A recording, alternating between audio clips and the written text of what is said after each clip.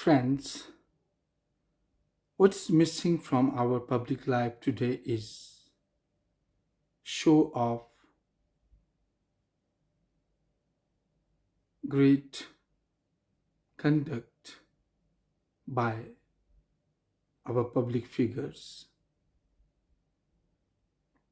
In this context, I would like to share with you a small story, The Conduct of Compassion, a tale of Priyanka Gandhi, Vadra. The news of release of Nalini and other convicts of Rajiv Gandhi assassination case reminds me of a small piece I had written long time back on coming across Priyanka Gandhi's meeting Nalini in the jail just to know of why she had to resort to it. Mrs. Sonia Gandhi had already helped commute this single mother's death sentence to imprisonment. This piece of writing, done in my moments of contemplation, has remained a source of great joy throughout for myself. I had been reading and rereading it all these years. I wondered how immense a sense of benevolence a person requires to resort to such a colossal act of humanity. And now, when the news of Nalini's release came across, when I have a channel to share my piece of writing with you, I felt strong urge for sharing my feelings with the public. Incidentally, also before the news of Nalini's release, I had seen Priyanka Gandhi addressing an election campaign in Mandi, Himachal Pradesh, with an unearthly richness of personality, reminding me of her profound inner richness. Let me share with you this tiny essay like stuff as reproduced produced for you.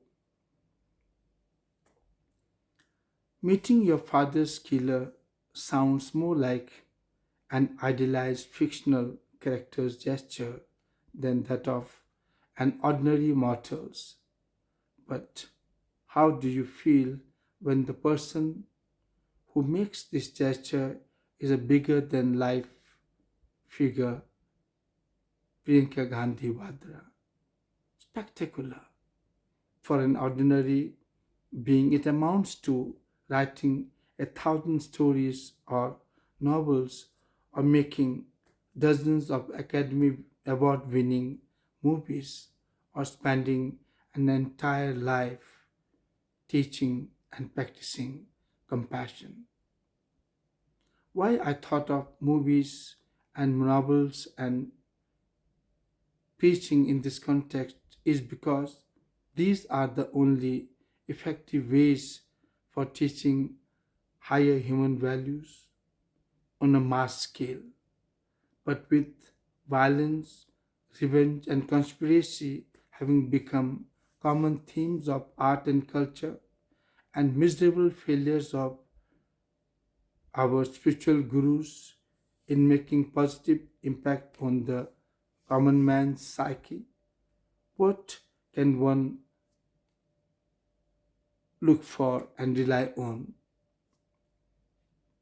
In such a situation, even while wishing that the media world rise above scandalous commodification of art and culture, and the spiritual teachers rise above gimmicks, I find Priyanka Gandhi's sublime conduct as a public figure outstanding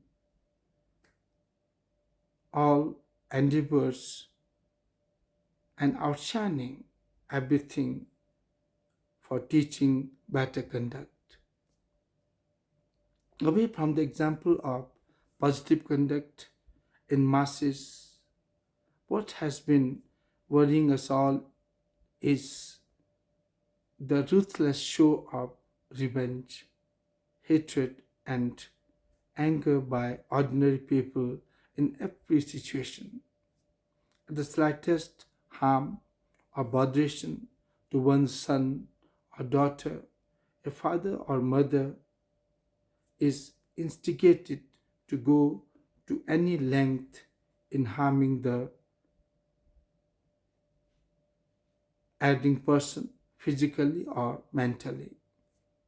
One tends to go berserk at the at the smallest hint of any harm or insult to parents or siblings or friends and end up ruining one's own life and that of the victims beyond imagination.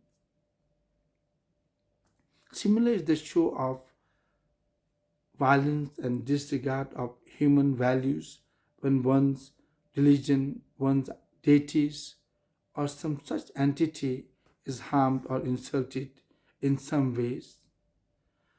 The defenders would cross all limits of inhumanity and irrationality to make the slightest point. There is complete lack of magnanimity, reason, and compassion in one's conduct.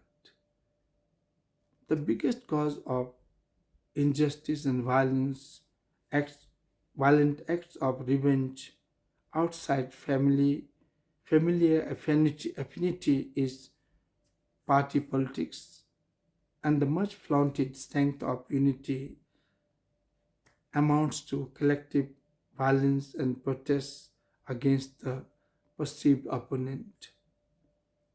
One common casualty in all these situations is one's inner voice, the individual's unique perception of situation. One is engulfed in the popular or mass pressure for standing by the losing or the lost side. It is this that leads to mob violence. It is this that makes one stoop to heinous crimes, open vindictive acts. Think of all that you know of such instances: a next door man, father, son, brother, leader, bureaucrat, businessman, or even a religious one, and you will realize how much strength one requires for a right gesture. What really one overlooks is that revenge only equals one with others, while forgiveness places one above one's opponent.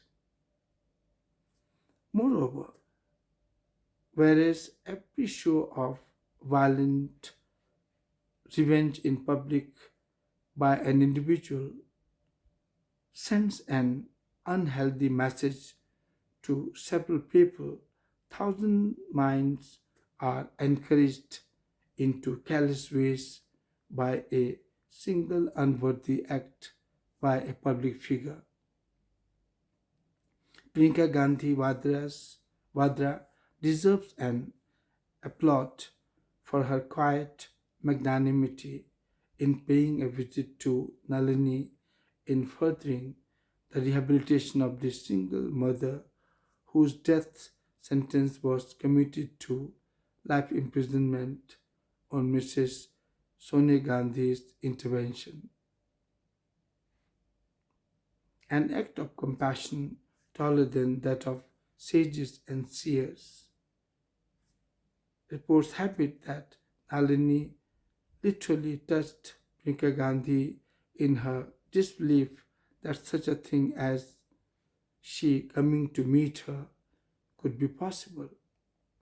Priyanka Gandhi's meeting Nalini was dug out only through an RTI query by an advocate.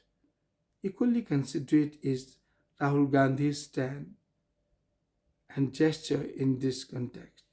People in places of power and position need to show more spiritual and human gestures, for these send strong messages across society. Thank you.